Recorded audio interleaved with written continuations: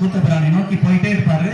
ஜோதியா போகக்கூடிய அந்த மணிவாசகரை வரவேற்று கூத்தபிரான் பின்னாடியே சென்று அந்த கருவறையில அமர்ந்து ஜோதியா உள்ள போய் கருவறையில அமர்ந்த பிறகு அங்கே கைலாய வாத்தியங்கள் முழங்க எல்லாம் அரோகரா கோஷமிட இந்த மணிவாசகர் உள்ளே சென்று ஆனந்தமாய் இந்த இடத்திலே 3ஆம் நூற்றாண்டு பிறகு இன்றைய நாளில் நம்முடைய மணிவாசக பெருந்தகை ஆனந்தமாய் சென்று கருவறையிலே அமரக்கூடிய அற்புத நிகழ்வை காண வந்துள்ள பக்த கோடிகளே, என்ன புண்ணியம் செய்தீர்கள், என்ன புண்ணியம் செய்தீர்கள், எத்தவம் செய்தீர்களோ இத்தவத்தின் பயனாக இதையெல்லாம் காணும்படியாக செய்யும்படியாக நமக்கு இறைவன் அருள்பாவித்திருக்கிறான்.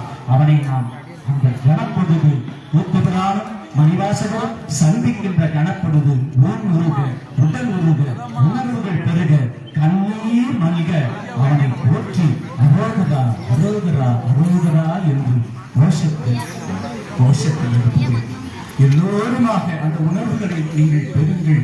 இப்படிப்பட்ட நிலையை எத்தனையோ கோடி பேர் இருக்க ஏன் நம்மை தேர்ந்தெடுத்தான் மணிவாசக பெருந்தகை?